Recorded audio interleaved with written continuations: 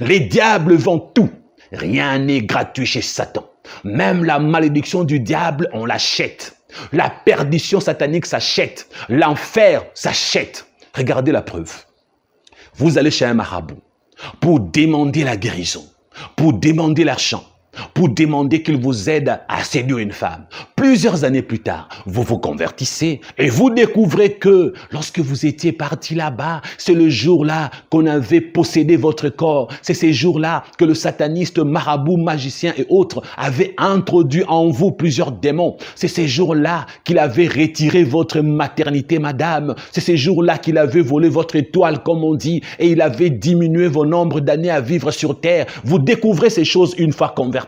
Mais vous vous rappelez aussi que vous lui avez donné l'argent, beaucoup d'argent. Ces satanistes vous avez demandé 5 000 $, 10 000 euros. Vous avez payé votre propre perdition. Vous avez payé de l'argent pour avoir les possessions démoniaques. Vous avez payé votre stérilité. Vous avez payé votre impuissance. Vous avez payé les démons qu'il avait mis en vous. Donc, vous avez acheté les malédictions. Vous avez acheté les possessions démoniaques. Et même l'enfer n'est pas gratuit. L'enfer a un prix. La Bible dit, le salaire du péché, c'est la mort.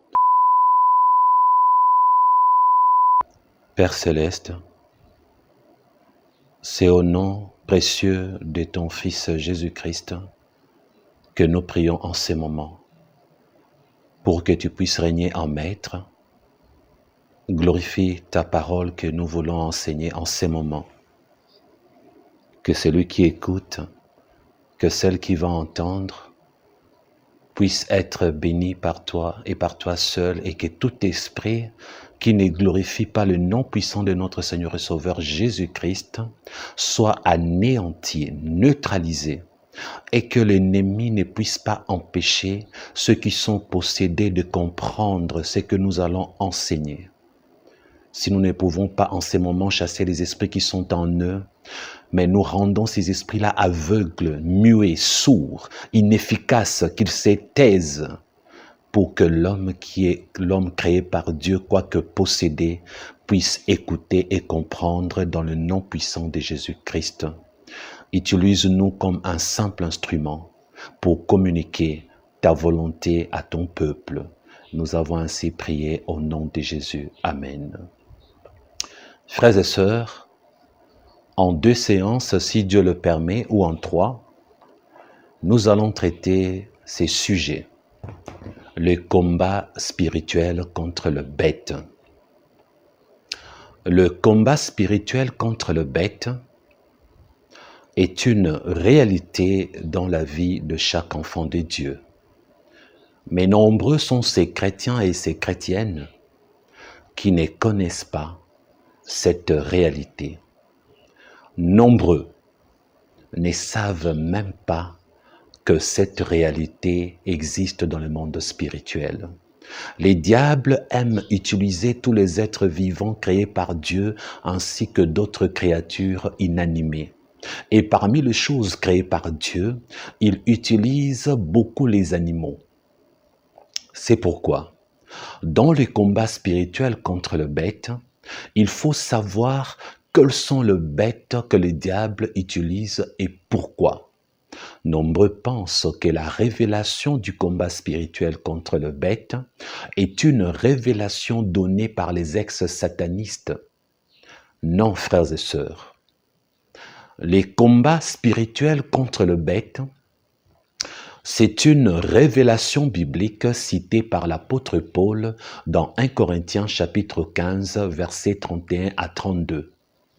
Laissez-moi lire pour vous. Paul dit, « Chaque jour, je suis exposé à la mort. Je l'atteste, frère, par la gloire dont vous êtes pour moi le sujet en Jésus-Christ notre Seigneur. » Verset 32. Si c'est dans des vues humaines que j'ai combattu contre le bête à Éphèse, que l'avantage m'en revient-il si le mort ne ressuscite pas? Mangeons et buvons car demain nous mourrons. Prenons l'aspect qui nous intéresse dans ces 2 versets. Dans le verset 32, Paul dit, « Si c'est dans des vues humaines que j'ai combattu contre le bête à Éphèse, Paul affirme avoir combattu contre le bête en précisant que chaque jour il était exposé à la mort. Lorsque l'apôtre Paul parle du combat, il ne s'agit jamais d'un combat physique, d'un combat humain, car il avait déjà dit dans Éphésiens chapitre 6, verset 12, « Car nous n'avons pas à lutter contre la chair, contre le sang, mais nous luttons contre les dominations, contre les autorités, contre le prince de ce monde des ténèbres, contre les esprits méchants dans le lieu céleste. » Quand il parle des esprits méchants dans les lieux célestes, il s'agit de l'armée du diable, que le diable a placée dans le deuxième ciel pour créer un barrage cosmique pouvant empêcher le chrétien, lorsqu'il prie, d'atteindre le royaume des dieux, pour intercepter également leurs prières, surtout les prières de faux chrétiens, les chrétiens hypocrites. Nous en parlerons dans un autre enseignement. Nous en avons déjà parlé d'ailleurs. Remarquez bien, Paul écrit aux chrétiens des Corinthiens et il souligne quelque chose qui lui est arrivé lorsqu'il était à Éphèse. Et lorsqu'il était à Éphèse, Paul a eu à lutter contre le bête. Il a livré un combat spirituel contre le bête. Et c'est dans son épître aux Éphésiens, là où il avait lutté contre le bête, qu'il précise dans le chapitre 6, verset 12, ce qui suit. « Car nous n'avons pas à lutter contre la chair et le sang. » Donc, lorsque Paul était à Éphèse, il n'a pas lutté contre le bête physique. Il a eu à livrer un combat spirituel contre le bête utilisé par Satan. Le bête dans le domaine spirituel. Si Paul n'a pas donné les détails sur le combat contre le bête, comme vous le savez, je vous ai toujours dit que la Bible est la parole de Dieu. La Bible n'est pas la parole de Satan.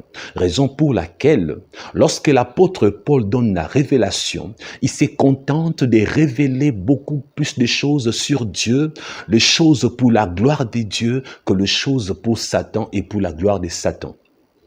Tous les détails qu'on vous donne sur les diables, sur son fonctionnement, sur son monde, ce sont des choses qui peuvent se retourner contre vous si vous ne savez pas les utiliser à bon escient avec sagesse. Parce que la Bible elle-même n'a jamais donné des détails sur le fonctionnement de Satan ainsi que de son royaume. N'a jamais voulu donner des détails sur le nom des démons, le nom des dragons, les activités mystique du diable ainsi que son fonctionnement, parce que c'est lui qui a Jésus.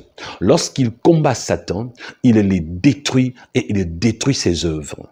Maintenant, c'est lui qui a la parole de Dieu, c'est lui qui a la connaissance des choses de Dieu. Lorsqu'il reçoit les témoignages des ex-satanistes, il va livrer un vrai combat, donc c'est parfois important d'écouter les témoignages, mais il ne faut pas écouter les témoignages des ex-satanistes sans avoir la connaissance approfondie de la parole de Dieu au préalable. Ceux qui écoutent les témoignages des ex-satanistes sans la connaissance de la parole de Dieu, ils écoutent pour leur perte. C'est du poison. Et seront détruits ces gens. Parce que la connaissance du monde du diable, la connaissance sur les démons, sur Satan, c'est une connaissance qui est poison si vous ne connaissez rien sur Dieu ainsi que sur le royaume des dieux. Donc cet avertissement, vous allez vous en souvenir lorsque vous allez mourir et vous allez vous rendre compte que malgré que vous avez écouté 1000 témoignages sur Satan, mais après votre mort, vous allez quand même vous retrouver perdu. Vous vous souviendrez que le pasteur Christian vous l'avait dit. Le mieux à faire, c'est de lire la parole de Dieu nuit et jour. C'est de chercher à connaître les choses spirituelles divines et ensuite apprendre sur Satan pour le combattre un peu. Mais si vous ne connaissez rien sur Dieu, mais vous passez des heures et des heures à n'écouter que le témoignage des ex-satanistes, vous ne serez pas sauvés parce que vous vous exposez à la perdition.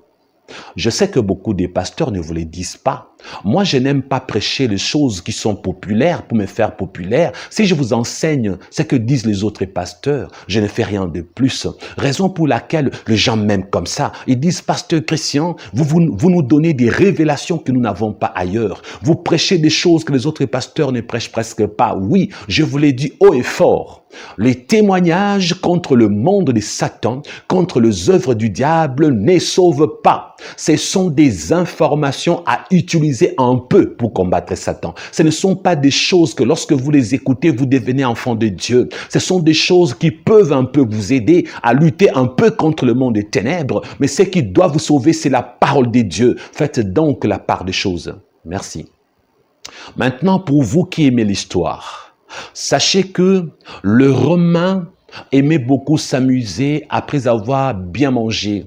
Vous avez regardé des films tels que Gladiator, Spartacus. Vous avez vu beaucoup de films où le Romain s'amusait dans les arènes. On mettait des hommes en train de se battre entre eux, en train de s'entretuer. Ou alors on mettait des hommes dans les arénas, les arènes, pour qu'ils luttent contre le bête féroce. Retenez bien, on exposait les criminels, ceux qu'on arrêtait, le malfaiteur, le malfrat, le bandit, on les exposait au combat du cirque contre de bêtes féroces, sauvages, jusqu'à ce qu'ils en fussent dévorés pour l'amusement du peuple. C'est à cet usage barbare que Paul compare le danger et le mauvais traitement qu'il avait subi à Éphèse de la part de méchants. Donc, les humains qu'on appelle satanistes qui étaient à Éphèse, qui connaissaient cette réalité de criminels qu'on exposait au combat du cirque pour lutter contre le bête féroce.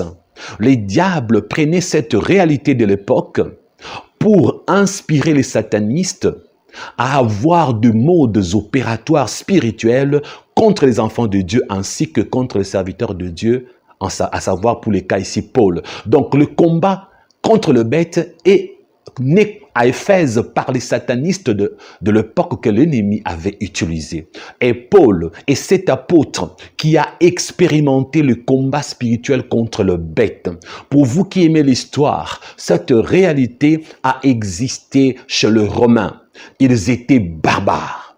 Mais pour les cas de Paul, quoi qu'il en soit, il n'est pas probable que l'apôtre Paul parle de ces combats contre le bête dans son sens littéral. Parce que Paul avait déjà signalé d'avance dans Éphésiens chapitre 6, verset 12, que nous n'avons pas à lutter contre la chair et le sang.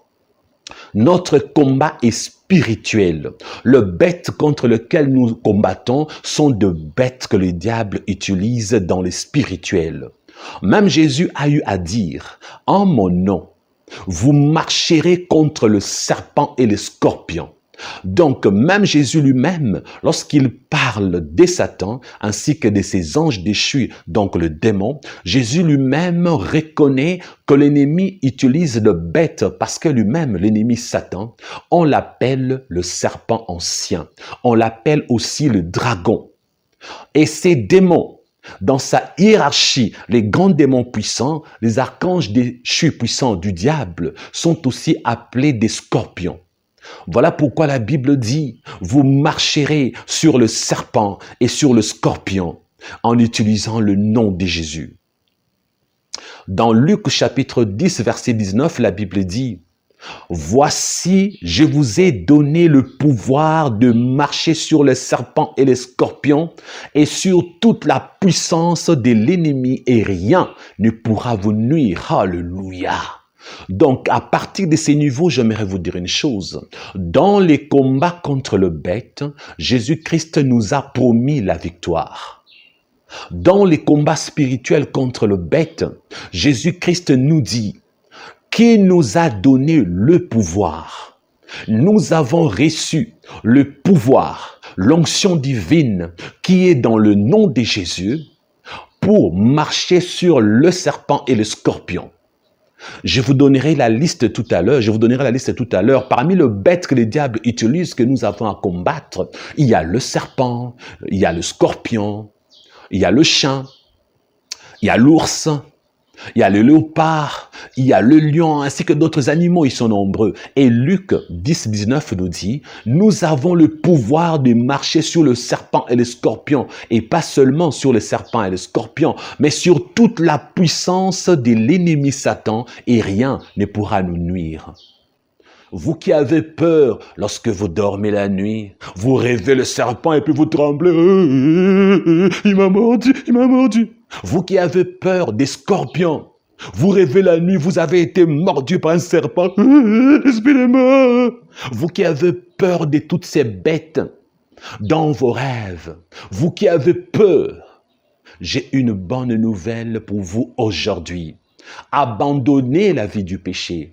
Redevenez réellement enfant de Dieu. Et là, la puissance de Jésus-Christ, l'onction de Dieu vous accompagnera parce que Jésus-Christ a dit, je vous ai donné le pouvoir de marcher sur le serpent et le scorpion. Lorsque vous allez rêver des serpents, vous allez simplement marcher sur eux en écrasant leur tête. Lorsque vous allez rêver des scorpions, vous allez seulement marcher sur eux en écrasant leur tête parce que le pouvoir que vous avez reçu est de marcher sur eux. Ils sont vos marchepieds. Le scorpion sont vos marchepieds. Le serpent sont vos marchepieds. Satan est votre marchepied. Pas seulement ces choses que j'ai citées. Toute la puissance du diable est à vaincre par le nom de Jésus et vous marchez dessus. Que le diable change de forme, que le diable change de méthode. Toute sa puissance est sous vos pieds. Toute sa puissance est sous nos pieds et rien ne pourra nous nuire. Qui nous envoie des serpents, qui nous envoie des scorpions, qui nous envoie de chiens, de chats, de hiboux, de lions, de léopards, de guépards, des ours, rien, des dragons, rien ne pourra nous nuire dans le nom puissant de Jésus. Nous avons déjà la victoire sur lui et son monde. Alléluia. Le combat contre le bête est un combat à vaincre. Celui qui sera vaincu par le bête est un chrétien hypocrite, un chrétien bitécoutécou. Ce n'est pas un vrai enfant de Dieu. Un vrai enfant de Dieu ne sera jamais vaincu par Satan. Revenons sur Paul. Lorsque Paul était arrivé à Éphèse, dans cette ville de l'époque, cette ville puissante, cette ville économique, cette ville satanique, il était resté là-bas durant 2 ans, frères et sœurs, dit la Bible. Pendant les 2 années où Paul a vécu à Éphèse, il a servi son Dieu en faisant des grands miracles. D'ailleurs, les plus grands miracles de Paul ont été réalisés à Éphèse. Pourquoi? Parce que Éphèse était une ville vendue à Satan. Parce que Éphèse était une ville démoniaque satanique. C'était une ville où dominait la déesse Diane. Tout le monde priait un Dieu. Il y avait plusieurs dieux, plusieurs grands démons qui se faisaient adorer comme des dieux à Éphèse. Hommes, femmes, enfants et vieillards adoraient plusieurs dieux à Éphèse. Il y avait beaucoup de satanistes à Éphèse. Il y avait beaucoup de magiciens à Éphèse. C'est là, dans cette ville, que Paul est arrivé pour servir Dieu. D'ailleurs, une fois à Éphèse, il est resté 2 ans, non pas seulement pour enseigner, prêcher, faire des miracles, mais aussi pour donner des cours bibliques, pour enseigner ceux qui étaient appelés à servir Dieu dans l'école des Tyrannus. Lisez Actes 19, 9, vous allez découvrir. Et là, je vais ouvrir une parenthèse. Vous qui dites non, un pasteur ne peut pas être formé, un homme de Dieu ne peut pas être encadré, un apôtre ne peut pas aller dans une école biblique, vous avez tort, parce que l'apôtre Paul a enseigné à l'école biblique des Tyrannus. Il a enseigné là-bas la parole de Dieu. Il a donné des cours aux étudiants de la parole de Dieu. Il a donné cours aux futurs serviteurs de Dieu.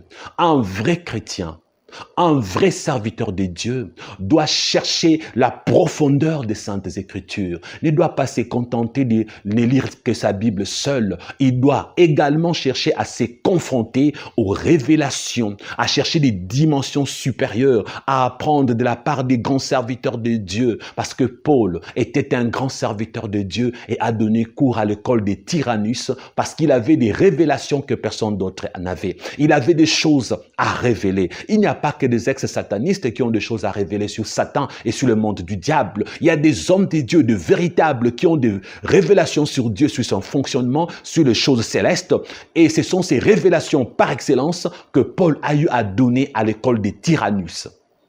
Mais aujourd'hui, les gens sont seulement derrière les révélations des sirènes, derrière les révélations des eaux, derrière les révélations de Mami Wata et Tati Wata, derrière des révélations sur Satan, sur comment on mange la chair, on boit le sang, comment les choses se passent dans le monde des ténèbres. Et vous avez peur ensuite des révélations sur le monde du diable. Oh, il y a 4 mondes du diable, 8 mondes, alors que le diable n'a qu'un seul royaume, subdivisé en plusieurs parties. Ça, c'est ce que la parole de Dieu nous enseigne, et c'est ça la vérité. Le diable peut te montrer 20 000 royaumes, il te ment, il ne dit jamais la vérité. Sataniste, tu as vu avec tes yeux. Faux ex-sataniste, tu as vu avec tes yeux, mais il vous a menti, et vous mentez aussi au peuple de Dieu. Éphèse était une ville vendue à Satan. Là-bas régnait la déesse Diane, que tout le monde adorait, tout le monde avait peur d'elle. D'ailleurs, c'était une déesse reconnue mondialement à l'époque. Elle avait une réputation internationale. On la craignait, on l'adorait, on la vénérait. C'est là que Paul arrive, avec les passages de Luc que je viens de vous lire. Il a démontré la puissance du Saint-Esprit. Il a prouvé qu'il était puissant avec Jésus. Il a marché sur le scorpion, il a marché sur le bête de la ville d'Éphèse. Il a marché contre le serpent, le bête de la ville d'Éphèse. Il a marché contre Diane. Il a détruit les œuvres du diable. C'est là-bas que Paul a fait ses plus grands miracles. Puisque Satan régnait en maître, puisque Satan avait élu domicile à Éphèse, puisque Satan s'était ramifié, puisque Satan dominait, il avait détruit les vies. Alors qu'est-ce que Paul a fait? Il a amené une forte onction, un réveil puissant pour balayer les œuvres du diable, pour neutraliser Satan. D'ailleurs, si vous allez dans l'Apocalypse, parmi les églises qui recevaient les lettres, il y avait aussi l'église d'Éphèse que Paul avait établie. Donc, l'œuvre de Christ, le réveil que Paul avait apporté à Éphèse, avait perduré, était resté le plus longtemps possible. Ça, c'est le vrai réveil. Donc, là où il y a Satan, là où il y a les démons, là où il y a les œuvres du diable, un vrai serviteur de Dieu ne peut pas avoir peur. Un vrai serviteur de Dieu doit aller là-bas pour dépouiller Satan, pour déboulonner Satan, pour détruire les œuvres du diable, renverser les autels, neutraliser sa puissance et gagner les âmes. C'est ce que l'apôtre Paul a fait. Mais les serviteurs de Dieu de ces siècles sont des peureux, des timorés. Ils ont peur lorsqu'on leur dit là-bas il y a Satan, là-bas il y a un temple de je ne sais qui, là-bas il y a... Ils ont peur. Beaucoup des serviteurs de Dieu ont peur d'aller en Inde, en Irak, chez les Arabes, là où les diables règnent en maître, là où il y a la haute magie indienne, là où il y a la magie égyptienne. Ils ont peur, la magie juive. Laissez-moi vous dire la vérité. L'Inde, par exemple, est un pays satanique avec une influence démoniaque puissante. Oui, c'est vrai. Mais pourtant, c'est là-bas qu'il faut aller implanter les réveils. C'est ce que Paul a fait. Éphèse était en quelque sorte l'Inde de l'époque. Parce qu'aujourd'hui, personne n'arrive à évangéliser Inde. 2% des chrétiens seulement. 98% des idolâtres. 70% des hindous. Une religion satanique. L'hindouisme, c'est du satanisme. Ils sont colonisés par Satan, les Indiens. Ils sont 98% des non-chrétiens. Il y a un pourcentage un peu de musulmans. Bref, si Paul était aujourd'hui vivant, c'est en Inde qu'il allait aller comme il a fait à Éphèse. Il allait détruire les œuvres du diable en Inde pour établir le réveil. C'est ce qu'il a fait à Éphèse. Je vous ai dit tout à l'heure que c'est à Éphèse que Paul a fait les plus grands miracles de sa vie. Vérifiez cela en lisant Actes chapitre 19, versets 11 à 12. Laissez-moi lire pour vous.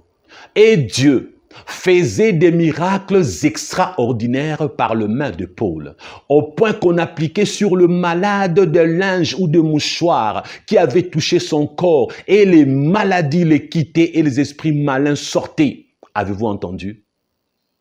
Tellement que Satan avait détruit les vies, tellement que les gens étaient possédés par des esprits impurs. Ils adoraient plusieurs dieux. Ils avaient beaucoup de démons en eux. Ils avaient consulté plusieurs magiciens, marabouts et autres. Ils étaient possédés. Paul ne pouvait pas par lui-même prier pour tout le monde, imposer la main sur tout le monde. Alors qu'est-ce que Dieu a fait? Dieu a utilisé Paul puissamment par des méthodes différentes. Les gens venaient sur le corps de Paul, prenaient des mouchoirs. Il n'y avait pas que de mouchoirs, il y avait n'importe quel type de linge. Les linges et les mouchoirs étaient utilisés. On venait nombreux, on le mettait sur son corps, on touchait sa sueur, on prenait le même linge, le même mouchoir qui avait touché le corps de Paul, les serviettes, on arrivait à le mettre sur la tête de ceux qui avaient les démons et les démons étaient expulsés, ils sortaient. On utilisait les linges et les mouchoirs, les serviettes sur le malade et le malade était guéri. C'était une exception faite par Dieu. Ce n'est pas à copier. C'était une exception que Dieu avait fait à Éphèse parce que la puissance de Satan était très forte. Paul par lui-même ne pouvait pas se multiplier. Il n'était pas omniprésent. Comme ils étaient tellement nombreux, Dieu voulait guérir le peuple. Dieu voulait sauver des âmes. Alors des méthodes inappropriées, des méthodes inhabituelles ont été utilisées à Éphèse, frères et sœurs. Là où Satan règne, Dieu sait si votre pays a été vendu à Satan. Dieu sait. Et Dieu peut déployer une forte onction pour renverser, détruire les œuvres du diable dans votre pays. Alors écoutez-moi très bien. C'est que Paul a eu à faire à Éphèse. Le réveil que Paul a eu à apporter. Le monde des ténèbres étant alerté. Satan étant mécontent. Satan a demandé aux satanistes de l'époque de s'en prendre à Paul, de le détruire physiquement, de l'anéantir, le tuer humainement. C'est de ça que Paul parle en écrivant sa première lettre aux Corinthiens, lorsqu'il leur dit « Chaque jour, je suis exposé à la mort. Je l'atteste, frère, par la gloire dont vous êtes pour moi le sujet en Jésus-Christ, notre Sauveur. » Au verset 32, il dit « C'est dans de vues humaines. » Il parle de la vue humaine que j'ai combattu contre le bête à Éphèse. Vous entendez? Donc les diables ne l'avaient pas attaqué que physiquement. Il a eu à utiliser aussi l'aspect physique au point que ceux qui les combattaient dans le spirituel ont voulu l'éliminer physiquement. Donc, les diables, quand il essaye de vous éliminer spirituellement et qu'il échoue, il va même provoquer des accidents de voiture, il va même envoyer, disons, il va demander à un sataniste de se transformer en serpent ou je ne sais quel animal d'entrer dans votre maison et de vous mordre ou de vous dévorer. Il va demander au sataniste de saboter vos freins pour que vous fassiez un accident. Voilà pourquoi le chrétien doit prier lorsqu'il est au volant, pour que Dieu sécurise sa voiture. Il faut toujours prier pour vos biens, pour vos comptes en banque, pour vos trains, vos camions. Sinon, ces choses seront sabotées par les satanistes. Sinon, quelque chose tombera sur votre maison et la maison va s'écrouler. Priez même pour votre maison. Certaines inondations sont sataniques. Certaines maisons qui s'écroulent lorsqu'il pleut, ce sont des phénomènes provoqués par Satan pour tuer les gens. Certains arrêts des cœurs sont provoqués par Satan. Bref, Paul a livré bataille contre le bête. Paul a combattu le bête à Éphèse et il les a vaincus. Et tous les satanistes que Satan a utilisés pour tuer l'apôtre Paul, tous les satanistes que Satan a utilisés pour éliminer Paul, après avoir échoué, ils ont constaté, ils ont dit non, cet homme a une puissance plus que la nôtre. Cet homme dégage une forte onction. Nous avons échoué en l'attaquant. Nous n'avons pas pu le détruire. Et c'est lui qui détruit nos œuvres. C'est lui qui gagne les âmes. Il délivre les gens. Il guérit les malades que nous avons donnés dans le corps des gens. Il chasse les démons que nous avons introduits dans les vies des gens. Il détruit ce que nous avons construit. Il est plus puissant que nous. Qu'est-ce qu'ils ont fait? Ils ont décidé de se convertir. Frères et sœurs, découvrez cette réalité dans Acte 19. à partir du 18 jusqu'à 20. Laissez-moi lire pour vous. Plusieurs de ceux qui avaient cru venaient confesser et déclarer ce qu'ils avaient fait. Écoutez le verset 19. Et un certain nombre de ceux qui avaient exercé les arts magiques, ayant apporté leurs livres, les brûlèrent devant tout le monde en en estimant la valeur à 50 000 pièces d'argent. Or, ils avaient des livres magiques, des grimoires, des livres qui ne pouvaient pas se brûler par le feu naturel. Mais Paul a eu ces livres et il les a brûlés. Parce que vous savez une chose, il y a des grimoires ou d'autres livres sataniques qui coûtent 200 000 euros, 100 000 euros. Je l'ai su par un ex-sataniste qui s'appelle Georges, c'est un blanc. Lui avait des livres qui coûtaient 100 000 euros, des livres qu'on ne pouvait pas déchirer ni brûler, ça coûtait très cher. Oui, le satanisme coûte cher. L'initiation au satanisme coûte cher. Les diables vendent tout.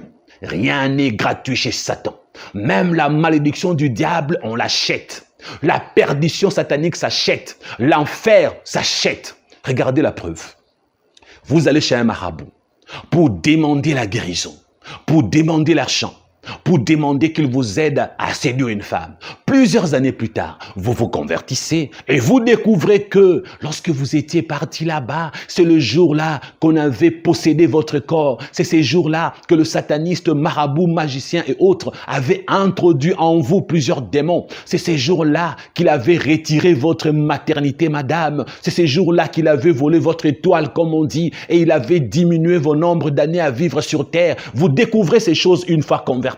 Mais vous vous rappelez aussi que vous lui avez donné l'argent, beaucoup d'argent. Ces satanistes vous avez demandé 5 000 $, 10 000 euros. Vous avez payé votre propre perdition. Vous avez payé de l'argent pour avoir les possessions démoniaques. Vous avez payé votre stérilité. Vous avez payé votre impuissance. Vous avez payé les démons qu'il avait mis en vous. Donc, vous avez acheté les malédictions. Vous avez acheté les possessions démoniaques. Et même l'enfer n'est pas gratuit. L'enfer a un prix. La Bible dit, le salaire du péché, c'est la mort. Et bizarrement, ceux qui iront en enfer ont acheté leur perdition parce qu'ils recevront les salaires. Le royaume des cieux est gratuit. La Bible dit, les salaires du péché, c'est la mort, mais les dons gratuits de Dieu, c'est la vie éternelle. Il n'y a que Dieu qui donne gratuitement. Satan ne donne jamais gratuitement. Même pour aller souffrir dans le séjour de mort, ce n'est pas gratuit. C'est vous-même qui payez le billet. Allez simple pour aller souffrir dans le séjour de mort parce que il n'y a pas de gratuité. C'est vous-même qui contribuez à votre perdition. Lorsque vous péchez, vous achetez les billets. Lorsque vous mentez, vous achetez les billets. Vous escroquez, vous achetez les billets. L'enfer s'achète. La perdition s'achète. Les diables vous vendent la perdition. Ils vous vendent l'enfer, la malédiction. Ils vous vendent la destruction. Ils vous vendent le feu de l'enfer. Il n'y a que Dieu qui donne la bénédiction gratuitement. Écoutez ce qui est plus important ici au verset 19. La Bible dit, un certain nombre de ceux qui avaient exercé les arts magiques, ils se sont convertis. Ils ont apporté leurs livres pour être brûlés. Ils ne se sont pas arrêtés là. Parce qu'au verset 18, il est dit ceci. Plusieurs de ceux qui avaient cru venaient confesser et déclarer ce qu'ils avaient fait. Confesser leurs péchés et déclarer ce qu'ils avaient fait. Donc témoigner. Vous savez, frères et sœurs, on peut témoigner ce que Jésus a fait. Et non pas témoigner ce que Satan a fait durant 20 ans lorsque vous l'avez servi. Dieu n'est pas contre le témoignage. Il est pour le témoignage qui le glorifie. Parce que plusieurs de ceux qui avaient cru venaient confesser et déclarer ce qu'ils avaient fait. Tous les satanistes de l'époque qui avaient été convertis ont donné leur témoignage. Ils ont expliqué comment ils détruisaient le vie, certes. Ils ont expliqué comment il y a les sirènes des eaux, certes. Ils ont expliqué comment il y a de Mami Wata, certes. Mais une question je vais vous poser. Pourquoi l'apôtre Paul n'avait-il pas pris leur déclaration, leur témoignage pour les insérer dans ses épîtres? Parce qu'il n'en avait pas besoin. Paul connaissait déjà comment les diables fonctionnent. Paul lui-même avait été combattu par le bête, sans donner les détails. Paul lui-même avait été combattu par les satanistes. Il a écouté leurs témoignages, il a écouté leurs déclarations, mais Paul avait la révélation par excellence, celle de Jésus-Christ, que Jésus lui avait donnée lorsqu'il était allé au 3e ciel pour voir les choses glorieuses, des choses qu'on ne peut pas expliquer avec les langages humains. S'il y a une révélation qui me fascine, c'est la révélation céleste, c'est la révélation de la gloire majestueuse de Dieu. C'est un peu important d'écouter les témoignages des ex-satanistes, pas tous, parce que nombreux sont de faux ex-satanistes. Le vrai ex-sataniste vous édifie un peu. Ils vous apprennent de petites choses pour lutter contre Satan. Mais il y a des gens aujourd'hui, ils vivent dans le péché, demeurent dans le péché. Ils connaissent tous les témoignages de Bakaji Kamon en Cuba. Ils connaissent tous les témoignages de la sœur Sidoine, d'Emmanuel Eni, le Sungimbula, tous les témoignages de Rebecca avec Hélène, tous les témoignages de faux ex-satanistes que vous connaissez. Mais ils vivent et sont toujours dans le péché sans abandonner la vie du péché. Ce qu'ils ont entendu est devenu un poison pour eux. Il y a des gens qui m'appellent, Pasteur Christian, prie pour ma délivrance, prie pour moi. Lorsqu'on entre en profondeur, on découvre que c'est une femme, 3e maîtresse, une maîtresse d'un homme marié qui demande sa délivrance. Elle veut demeurer maîtresse, mais elle cherche la délivrance. Un homme m'appelle, Pasteur Christian, ma délivrance, prie pour moi. Lorsque je vérifie, il vit avec une femme dans la même maison pendant 12 ans. Ils font des enfants, mais n'a jamais épousé la femme en question. Un homme appelle, Pasteur Christian, ma délivrance, prie pour moi. Il avait volé de l'argent en banque qu'il n'avait jamais remboursé. Un homme appelle, Pasteur Christian, ma délivrance, prie pour moi. Il a violé des femmes et jamais il n'a demandé pardon. Pasteur Christian, il faut me délivrer. Mais il continue à utiliser les gris-gris qu'on lui avait donnés chez un marabout. Ce sont ces gens-là. Lorsque vous regardez les témoignages du pasteur sataniste X, 120 000 ont regardé. Les témoignages des bons ex-satanistes, 20 000 personnes ont regardé. Mais à la fin, la vie ne change pas. Ces gens choisissent de demeurer dans leur péché. Et là, ils pensent que Dieu est un Dieu de mélange qui va fermer les yeux sur leur péché et va les bénir, alors que Dieu ne les reconnaît même pas comme étant ses propres enfants. On va marquer une courte pause et on revient tout de suite pour la suite. Moi, le nombre de vues ne me dit rien. Je n'ai pas besoin que vous soyez 40 000 personnes, 100 000 personnes, parce que je sais que vous serez nombreux de dire que vous vous êtes repentis. Mais lorsque je vais entrer dans les détails de votre vie, je vais découvrir que vous êtes toujours dans vos péchés, frères et sœurs. C'est ce qui s'est passé à l'époque de Jésus. Ils étaient des milliers, mais à la fin, ils ne sont restés que 12 à ses côtés. Pourquoi? Parce que la majorité voulait Jésus et le péché. Ils voulaient continuer avec le péché, mais goûter au miracle de Jésus. C'est ce qui se passe aujourd'hui. Vous ne lisez pas votre Bible, vous ne priez pas vous-même, mais vous n'aimez que le témoignage, vous n'égobez que le témoignage. Je vous dis haut et fort, la majorité de ceux qui n'écoutent que le témoignage des ex-satanistes seront perdus parce qu'ils continuent à vivre dans le péché et leur vie ne change pas. Je le sais parce que nuit et jour, je suis en contact avec les gens qui disent qu'ils ont été touchés par les témoignages, mais lorsque je décortique leur vie, je trouve que le péché continue. Alors je vous décourage.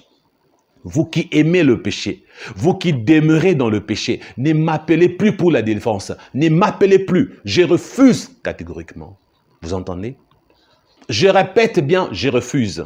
Si vous voulez abandonner le péché, appelez-moi. Là, je serai content. Là, si vous m'appelez pour abandonner le péché, nous allons programmer votre délivrance. Mais si vous voulez demeurer dans le péché, allez chez les pasteurs qui n'ont pas le discernement. Parce qu'il y en a qui me disent, mais vous refusez, mais l'autre pasteur là avait prié pour moi. Alors moi, je lui pose la question, il avait prié pour toi dans tes péchés, il a prié pour ta délivrance, mais pourquoi tu reviens vers moi? Oh non, parce que ça a raté. Mais si ça a raté, alors, sache que lui a prié dans l'ignorance, il n'a pas voulu vérifier comment tu vivais ta vie chrétienne, il s'est contenté de prendre 1000 € que tu as donné comme offrande et il a prié pour ta délivrance, il s'est contenté de prendre l'argent que tu lui as donné pour bâtir un hôtel, il a prié pour ta délivrance, tes péchés, il s'en foutait, il a bouffé l'argent, il a fait une prière et tu n'es pas délivré et tes démons sont toujours là et puis tu reviens vers le pasteur Christian pour qu'il prie pour toi. Alors je vous empêche maintenant de revenir vers moi. Si vous ne voulez pas abandonner le péché, restez dans vos péchés. Témoignez que vous êtes chrétien, mais ne revenez pas vers moi. Lorsque vous reviendrez vers moi, je vous annonce, ma méthode ne changera pas. Je commencerai par vous apprendre la sainteté, la crainte de Dieu, la haine du péché. C'est là que je vais commencer avant de programmer votre délivrance. Si vous ne voulez pas cette méthode, ne revenez pas vers moi. Et n'allez pas non plus chez mon assistante, la servante de Dieu, précieuse Diane. Je l'ai instruit. Je lui ai dit la même chose, qu'elle ne prendra aucune délivrance sans pour autant enseigner la personne, sans pour autant pousser la personne à abandonner la vie du péché. C'est comme ça que nous fonctionnons. Je l'annonce officiellement. Si vous n'êtes pas d'accord, ne venez pas chez nous. Allez là où on prie pour vous malgré vos péchés. Parce que comme vous le savez, vous ne recevrez jamais votre délivrance si vous demeurez dans le péché. Donnez 1 000 euros, 5 000 euros, donnez tout ce que vous voulez, ça ne changera rien. Parce qu'on n'achète pas les miracles de Dieu. On n'achète pas la délivrance de Dieu. La Bible dit, vous avez reçu gratuitement, donnez gratuitement. Ce qu'on donne gratuitement, c'est Dieu qui donne. Et si Dieu voit le péché, même si on vous impose le pied, on vous impose le main, on vous impose le sexe, on vous impose les lèvres, on vous impose la tête, on vous impose je ne sais quoi, rien ne marchera tant que vous serez dans le péché. Vous n'obtiendrez jamais la vraie délivrance. À Éphèse, Paul a troublé le monde de Satan. Paul a renversé les autels. Paul a détruit les œuvres du diable, frères et sœurs. Et quelque chose va se passer. Le diable va essayer une tentative pour que l'apôtre Paul soit chassé d'Éphèse. Parce que le diable avait échoué de les tuer. Il avait utilisé les bêtes sauvages pour détruire l'apôtre Paul. Il l'a attaqué spirituellement par toutes sortes de bêtes sauvages, de scorpions, des serpents, des ours, je ne sais quel autre, peu importe. Et il avait échoué. Et lorsqu'il avait échoué, Satan s'est dit, si j'échoue dans la dimension spirituelle, je vais essayer dans la dimension humaine. Si je ne peux pas les tuer, il faut qu'ils partent d'ici. C'est comme Alain Moloto. On l'a tué en l'empoisonnant parce que spirituellement, on ne pouvait pas l'atteindre. Il y a beaucoup d'hommes de Dieu. Étienne était tué, Jacques, les apôtres. Et dans Acte 19, à partir du verset 23, nous allons lire. Et chaque fois que je vais lire, je vais commenter. Verset 23 jusqu'au verset 41. Je vais faire la lecture tout en commentant. Parce que ces choses sont des richesses immenses que je dois continuer à décortiquer pour votre édification. Acte chapitre 19, prenez votre Bible pour suivre ma lecture s'il vous plaît. J'insiste. Aujourd'hui, je vous attends un peu. Prenez votre Bible, nous sommes dans Acte chapitre 19 à partir du verset 23, version Louis II. Je commence la lecture. Il survint à cette époque un grand trouble au sujet de la voix du Seigneur. Verset 24. Un nommé Démétrius orfèvre, fabriquant en argent des temples de Diane, et procurait à ses ouvriers un gain considérable. Vous avez entendu? Il y avait Démétrius qui fabriquait des objets en or et en argent pour les temples au pluriel de la déesse Diane. Il y avait plusieurs temples de la déesse Diane dans la ville d'Éphèse. Et les gens gagnaient de l'argent en fabriquant des statues que les adorateurs des multiples dieux devaient adorer là dans les temples dédiés à la déesse Diane. Il y avait plusieurs statues et c'est Démétrius qui les fabriquait avec ses ouvriers. Et la Bible dit que cela procurait à ses ouvriers un gain considérable, beaucoup de bénéfices. On vendait des statuettes très chères et eux gagnaient beaucoup d'argent. Donc le satanisme toujours procure de l'argent. Ceux qui vendent les statues ont de l'argent. Ceux qui fabriquent le gris-gris ont de l'argent. Ceux qui fabriquent les idoles ont de l'argent. Ils gagnent énormément de l'argent. J'ai vu ça en Inde, par exemple. Shiva, la statue en or est vendue en argent, en bronze. Brahma, beaucoup de statues de Brahma.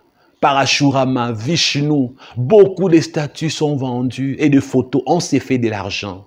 Continuons la lecture.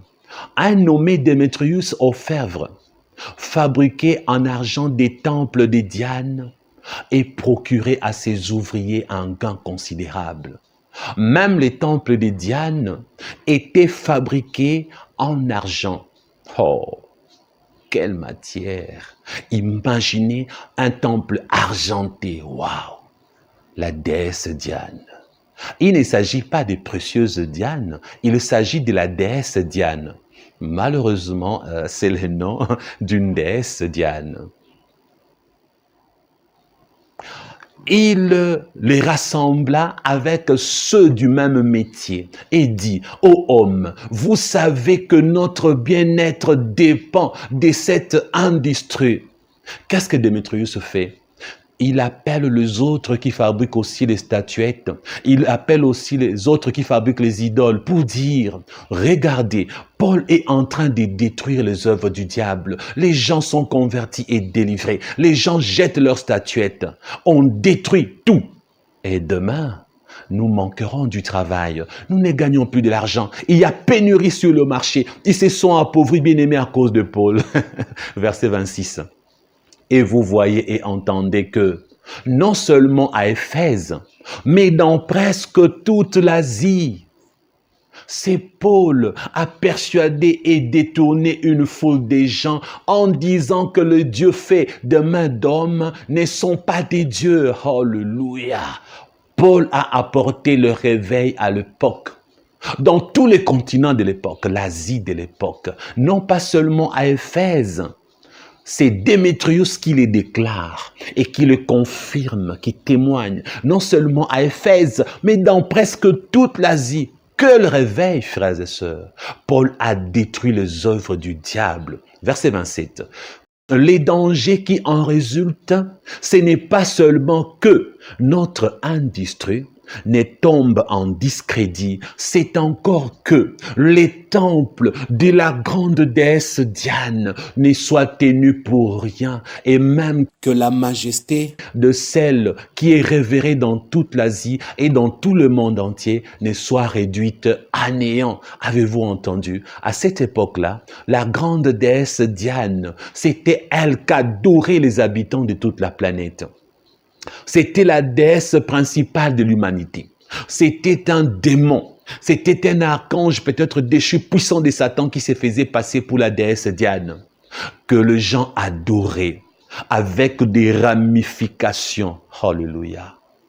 Et le réveil de l'époque commençait à balayer les œuvres du diable. Les diables s'étaient étendus avec la grande déesse Diane, qui était adoré partout dans le monde à l'époque.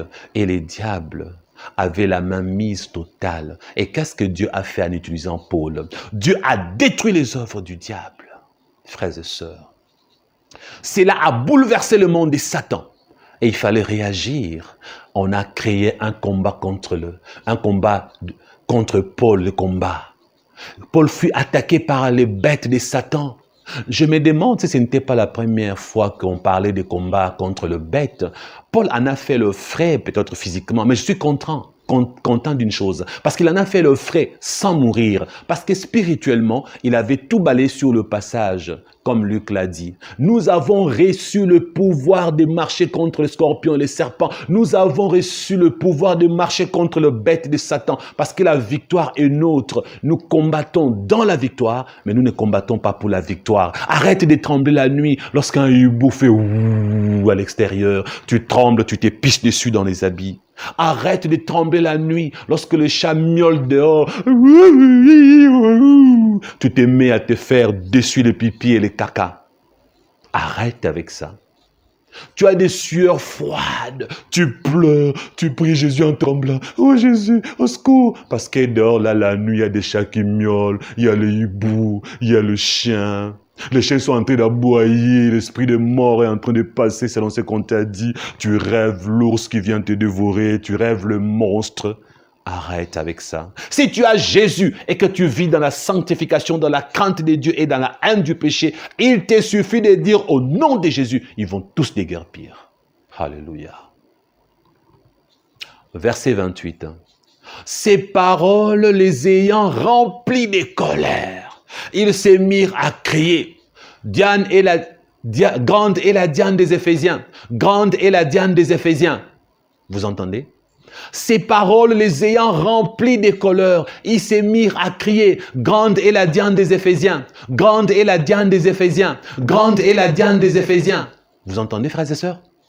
Comme pour dire, nous nous en foutons de Jésus, même s'il a renversé les autels, même s'il a guéri le malade, même s'il a ressuscité le mort, même s'il a chassé les démons par Paul, pour nous, grande est la Diane des Éphésiens, grande est la Diane des Éphésiens, de slogan, parce que la réalité dans le monde spirituel, la grande déesse Diane a été vaincue par Jésus que Paul prêchait. Ça, c'est la vérité spirituelle. Mais physiquement, ils sont restés avec des slogans. Frères et sœurs, un vrai chrétien détruit les œuvres du diable et les satanistes se contenteront seulement de parler en faisant des cris, des slogans.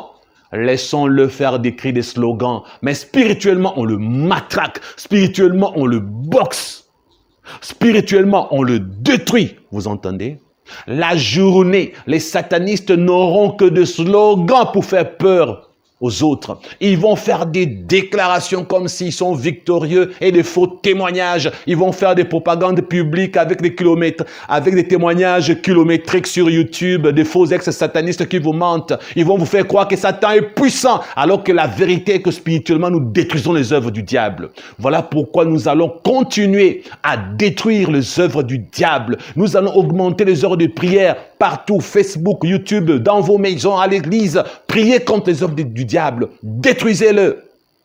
Arrêtez de dormir. Arrêtez d'avoir peur du diable. Le diable n'est rien. Jésus l'a vaincu. Et vous, vous avez le nom de Jésus et vous êtes au-dessus du diable. Vous marcherez sur Satan, sur les scorpions et contre toutes les bêtes. Verset 29. Toute la ville fut dans la confusion. Ils se précipitèrent tous ensemble au théâtre, entraînant avec eux Gaius et Aristarque, macédoniens, tous deux compagnons de voyage de Paul. Donc, quand ils étaient en train de crier, grande est la Diane des Éphésiens, toute la ville s'est dit, mais qu'est-ce qui se passe? Ils ont accouru. Il y avait un endroit qui recevait les gens, où les gens pouvaient se réunir pour des réunions ou des manifestations. Ils sont arrivés là, sur cet endroit-là appelé le théâtre. Au verset 30, Paul voulait se présenter devant le peuple, mais les disciples l'en empêchèrent. Ils lui ont dit, non, non, tu n'iras pas, sinon ils vont te tuer. Verset 31, quelques-uns même des Asiarques, qui étaient ses amis, envoyèrent vers lui pour l'engager à ne pas se rendre au théâtre. Donc parmi ceux de l'Asie qui n'étaient pas des Juifs, qui connaissaient Paul, qui étaient convertis, lorsqu'il avait prêché la parole de Dieu et été délivré et été guéri, ils ont envoyé le messager pour dire à Paul, dites à Paul de ne pas venir ici, là où les gens sont en train de se rassembler. Pourquoi?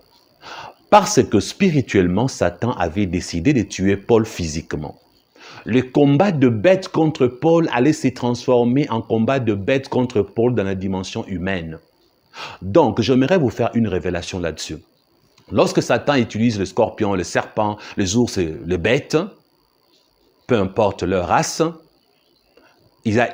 quand il utilise ces animaux contre vous en songe, ces bêtes contre vous en songe, alors il va envoyer le bête contre vous dans la dimension humaine. Le bête en question seront maintenant des êtres humains. Avec vos yeux, vous verrez que ce sont des humains. Mais avec les yeux spirituels, ce sont de bêtes féroces. Ceux qui ont empoisonné plusieurs fois Alain Moloto étaient des bêtes féroces.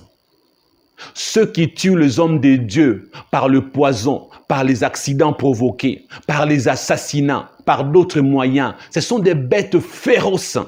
Ceux qui ont tué certains apôtres et ceux qui ont tué Étienne, spirituellement, étaient de bêtes féroces de Satan. Donc, dans la dimension humaine, lorsque vous êtes averti, ne faites pas le Dieu, je vais aller, Jésus va me protéger. La protection divine passe aussi par l'avertissement. Une fois que tu es averti, que là où tu vas aller, on va peut-être t'empoisonner ou t'assassiner. Alors pourquoi aller? Il faut aussi refuser d'y aller. Alors si un jour on me dit, pasteur Christian, là où on t'invite là-bas, ces gens-là, nous avons de preuves qu'ils essaieront de t'empoisonner. Je peux dire, bon, comme vous m'avez averti, je n'irai plus, vous voyez. Mais si pasteur Christian s'expose lui-même, ah oui, un bon matin, vous allez vous réveiller, pasteur Christian n'est plus là. Ah oui, je vous dis la vérité. Donc, dans la dimension humaine, lorsque Dieu ne veut pas qu'on vous empoisonne, qu'on vous tue, lorsque Dieu ne veut pas qu'on meure, il va nous envoyer des gens qui vont nous avertir, vous entendez? Et lorsque nous sommes avertis, il faut être sage. Il ne faut plus aller Invitation pour les États-Unis. Peut-être que c'est là-bas qu'on va tuer l'homme de Dieu. Invitation pour la Belgique. Peut-être que c'est là-bas qu'on va tuer l'apôtre. Invitation pour la New York. Frères et sœurs, il faut demander la volonté de Dieu.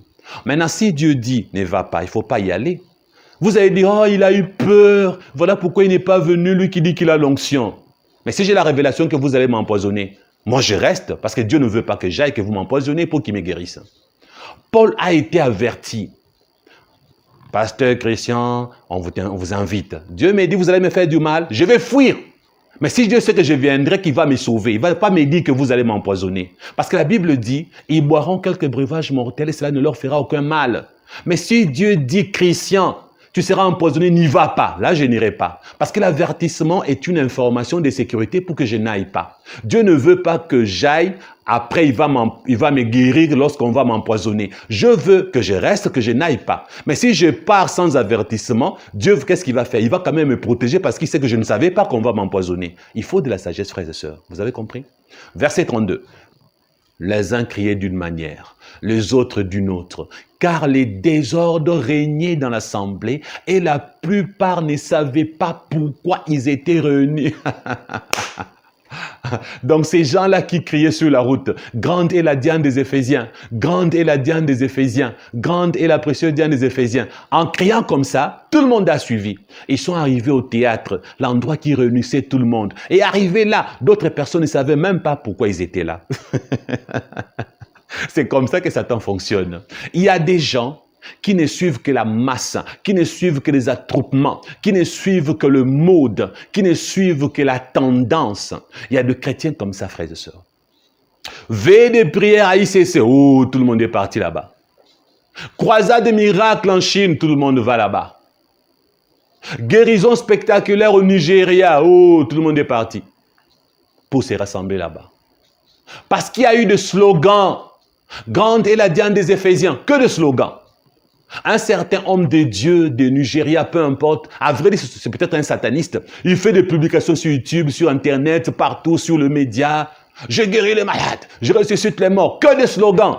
Mais vous vous entendez que, oh, il a Jésus, il va ressusciter les morts. Mais vous ne comprenez pas qu'à vrai dire, c'est Jésus qui doit guérir, pas lui. Quand il dit que c'est lui qui le fait, c'est parce qu'il le fera avec la puissance du diable. Voilà pourquoi il fait sa publicité. Le vrai chrétien penseront, le faux chrétien penseront, et les païens, que c'est vraiment un serviteur de Dieu, alors que c'est Satan. Pourquoi? Parce qu'ils suivent la tendance. Beaucoup d'hommes suivent la tendance, beaucoup de femmes aussi, comme à l'époque. Grande est la Diane des Éphésiens. Nombreux sont venus parce qu'ils ont entendu grande est la Diane des Éphésiens. Et ils sont venus. Maintenant, arrivés là, ils ne savent même pas pourquoi ils sont là. Il y a des gens comme ça dans la vie. Tu as payé ton billet d'avion, tu as payé le séjour, tu arrives au Nigeria, tu ne sais pas pourquoi tu es là, tu n'as suivi que le slogan.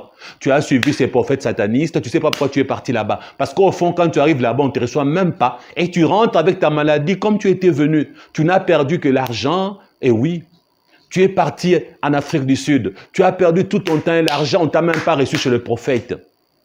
En Allemagne et partout, tu as circulé rien. Malandangulu, comme on dit à Kinshasa. Verset 33. Alors, on fit sortir de la foule Alexandre, que le Juif poussait en avant, et Alexandre, faisant signe de la main, voulait parler au peuple. Verset 34. Mais quand ils reconnurent qu'il était juif, tous d'une seule voix crièrent pendant près de 2 heures, frères et sœurs. Lorsque Alexandre a voulu parler, c'est bizarre au fait, la foule ayant appris qu'il était juif, la foule l'a interrompu en criant d'une voix forte. Grande est la Diane des Éphésiens. Grande est la Diane des Éphésiens. Frères et sœurs, ça a duré 2 heures, ces slogans. Vous entendez? 2 heures de cris, de slogans. Vous savez, lorsque les Malandangulu, les suiveurs aveugles, les moutons, ceux qui se rassemblent sans raison, ceux qui suivent les faux ex-satanistes par-ci, par-là, avec des témoignages kilométriques, numéro 50, numéro 1000. Et ces gens-là, quand ils écoutent de bêtises comme ça, ils n'écoutent que de prédications, de faux témoignages kilométriques de 2 heures et de prières de 7 heures. Des faux serviteurs de Dieu ont des prédications kilométriques. 7 heures de vidéos sur YouTube avec la purification du sel. À vrai dire, c'est quoi? C'est grande est la Diane des Éphésiens. C'est ce que vous devriez entendre spirituellement. Ils ne parlent que de leur Dieu Satan en mentant au nom de Jésus. Et ils parlent de leur sirène de mer avec lavage du sel, nettoyage spirituel. Ils ne vous parlent de rien d'autre que d'un Jésus camouflé, sous couvert du vrai Jésus, alors qu'à vrai dire, dans le sous-bassement, c'est Diane grande et la Diane des Éphésiens. C'est bizarre. Nous avons la grande déesse Diane ici et il y a eu un Alexandre qui a voulu parler au public. Est-ce que quelqu'un a compris ce que je veux dire par là?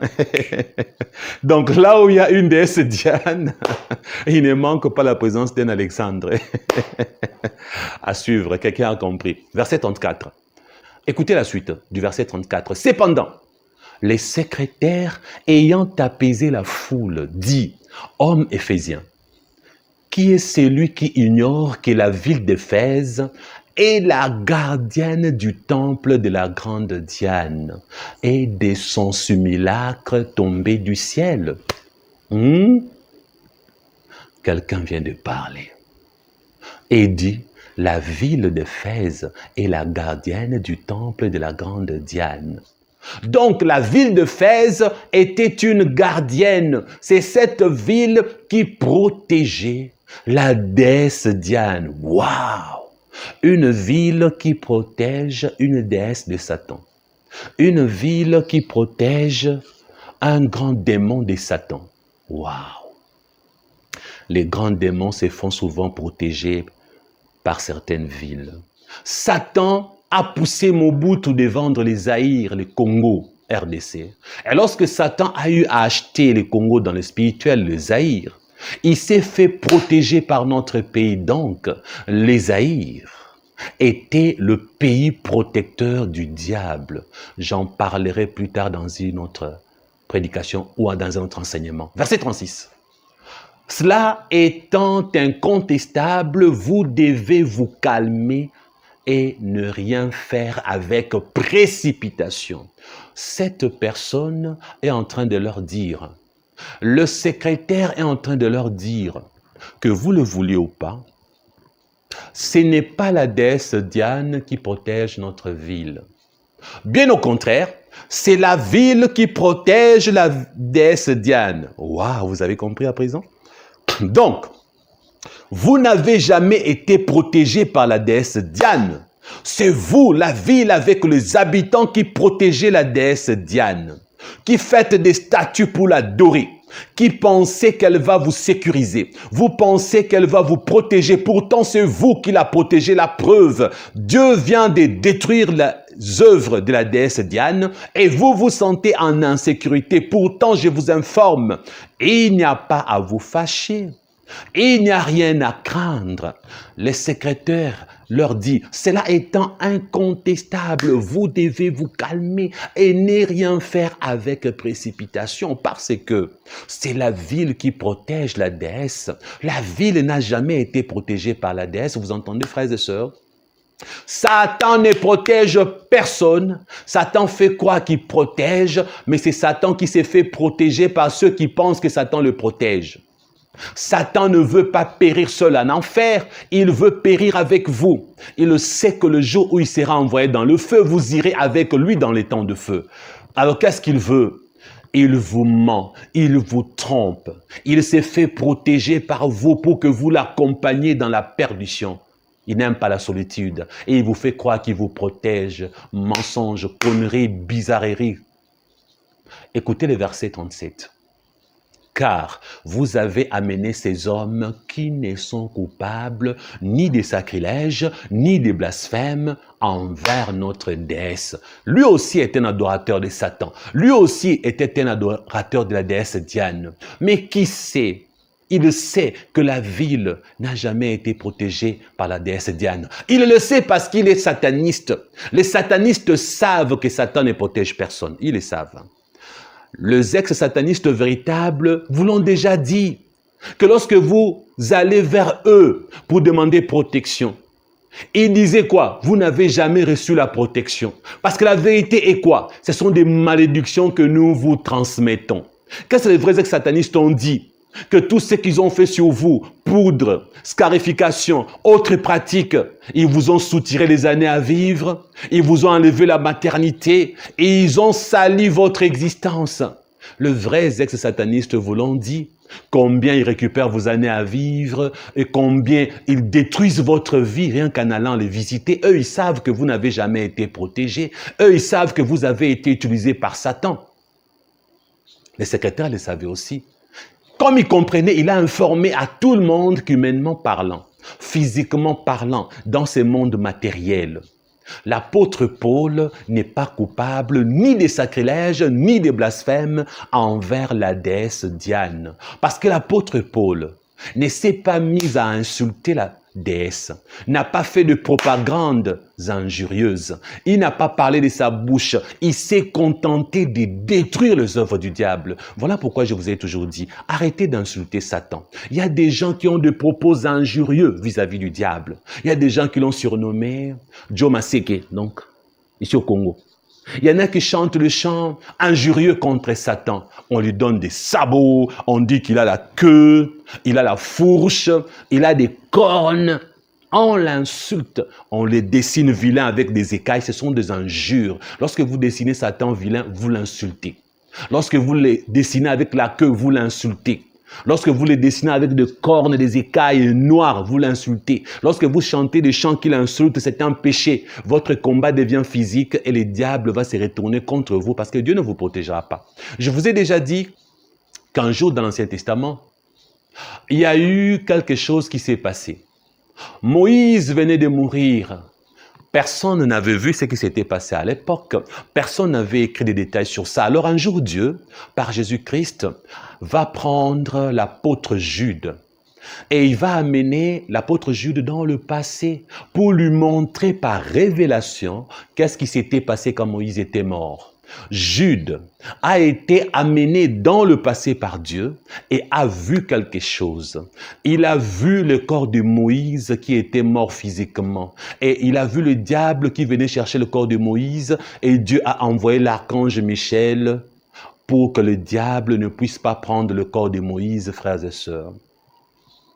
Et lorsque l'archange Michel est venu pour protéger le corps de Moïse, dans Jude, puisque Jude n'a qu'un seul chapitre, au verset 9, Jude nous révèle ceci. Or, l'archange Michel, lorsqu'il contestait avec le diable et lui disputait le corps de Moïse, n'osa pas porter contre lui un jugement injurieux. Mais il dit que le Seigneur ou l'Éternel te réprime. Vous voyez? On ne peut pas réprimer Satan. Qu'est-ce que signifie réprimer? Blâmer, insulter. Aujourd'hui, beaucoup de chrétiens ont des propos injurieux. J'ai vu certains commentaires des gens qui insultent Satan, qui mettent des gros mots contre Satan. Il y a même quelqu'un qui m'a dit, oui, pasteur Christian, Satan doit être insulté. Je ne peux pas le respecter. Je dois dire de gros mots. Il le mérite. Ça, c'est toi qui le dis. Ma Bible à moi me dit, l'archange Michel n'osa pas réprimer les diables par des propos injurieux. Il se contenta de dire que Jésus-Christ, que l'Éternel te réprime. C'est à Dieu de s'occuper du sort de Satan, pas à nous. Dieu l'enverra un jour dans les temps de feu, mais en attendant, combattons-le sans l'insulter. Combattons-le selon l'esprit et non selon la chair, frères et sœurs. Et le secrétaire continua à dire, si donc Démétrius et ses ouvriers ont à se plaindre de quelqu'un, il y a des jours d'audience et des proconsuls qu'ils s'appellent en justice les uns les autres. Il leur dit, le combat spirituel, nous avons déjà échoué, Paul a vaincu. Maintenant, si vous avez des choses contre lui, accusez devant les lois humaines. Allez en audience. C'est ce qui arrive quand les satanistes sont acculés. Ils vont aller porter plainte au pasteur X. Ils vont aller porter plainte à l'apôtre Y. Parce que dans le spirituel, quand ils échouent, ils vont essayer de nous mettre en prison la journée. Quand ils échouent dans le spirituel, ils vont chercher à nous attaquer physiquement dans le monde matériel. Voilà pourquoi l'apôtre Jean s'est retrouvé un jour en prison sur l'île de Patmos. Voilà pourquoi Paul et Pierre un jour ont été arrêtés, Jacques aussi, beaucoup de disciples, donc des apôtres, ont été souvent arrêtés parce que spirituellement, ils étaient vainqueurs. Et Satan disait non, non, écoutez, écoutez leur existence, arrêtez-le, empêchez-les de prêcher. Parce que quand on te met en prison, tu n'as plus le temps de prêcher librement. Satan s'est dit, ok, c'est spirituellement, je ne peux pas, au moins je peux l'empêcher de prêcher et de servir, vous voyez. Verset 39. Et si vous avez en vue d'autres projets, ils se régleront dans une assemblée légale. Ah, verset 40. Nous risquons, en effet, d'être accusés de séduction pour ce qui s'est passé aujourd'hui, puisqu'il n'existe aucun motif qui nous permette de justifier cet attroupement. Verset 41. Après ces paroles, il congédia l'assemblée. Et Paul a vaincu sans être inquiété. C'est à Éphèse que Paul a combattu contre le bête et Paul a vaincu dans les deux dimensions, la dimension spirituelle ainsi que la dimension physique, frères et sœurs. Il n'a pas été arrêté à Éphèse, il n'a pas fait la prison à Éphèse, il a remporté la victoire totale contre les diables et contre les bêtes. D'ailleurs, j'aimerais vous dire une chose, dans Proverbe 16, verset 7, il est dit, « Quand l'Éternel approuve le voie d'un homme, il dispose favorablement à son égard même ses ennemis. » Le secrétaire était l'ennemi de Paul parce que lui-même a déclaré qu'il était adorateur de la déesse Diane. Mais c'est lui qui a parlé favorablement pour Paul et qui a empêché qu'on l'arrête, qu'on le tue et qui a dit que s'il y a des raisons, porter plainte contre lui et personne n'osa porter plainte contre Paul à Éphèse. Les combats de Paul étaient restés spirituels et Paul a vaincu spirituellement et lorsque le combat s'est matérialisé, Paul a également vaincu physiquement, matériellement et a eu double victoire parce qu'il a été appuyé par le secrétaire qui était aussi sataniste. Comme l'Éternel Dieu a prouvé le voie de Paul, a prouvé la vie de Paul, il a disposé favorablement à son égard même ses ennemis, parce que l'un de ses ennemis l'a défendu et Paul n'a jamais été arrêté. Frères et sœurs, si Dieu vous approuve, vous qui craignez Dieu, vous qui vivez loin du péché, si Dieu vous approuve dans votre parcours, il va un jour utiliser même le païen, vos ennemis si possible favorablement. Il va utiliser même de païens pour vous sauver de la mort. Il va utiliser même le sataniste pour vous éloigner de pièges de Satan. Lorsque eux-mêmes, les satanistes, voient que spirituellement, ils ne peuvent rien contre vous et que physiquement, ils ne peuvent rien contre vous, ils vont même s'exposer pour parler en votre faveur. Parce que si Dieu vous approuve, aucun ennemi ne sera votre ennemi. Il deviendra parfois votre informateur. Nous allons nous arrêter là pour aujourd'hui et prochainement, nous allons continuer en vous révélant l'esprit du chien. Vous allez voir que le chien est une bête que l'ennemi Satan utilise dans la magie noire pour faire ou remplir certaines missions dans la vie des humains. Nous allons décortiquer l'esprit du chien. Ne ratez pas cet enseignement-là. À bientôt. Que Jésus-Christ vous bénisse.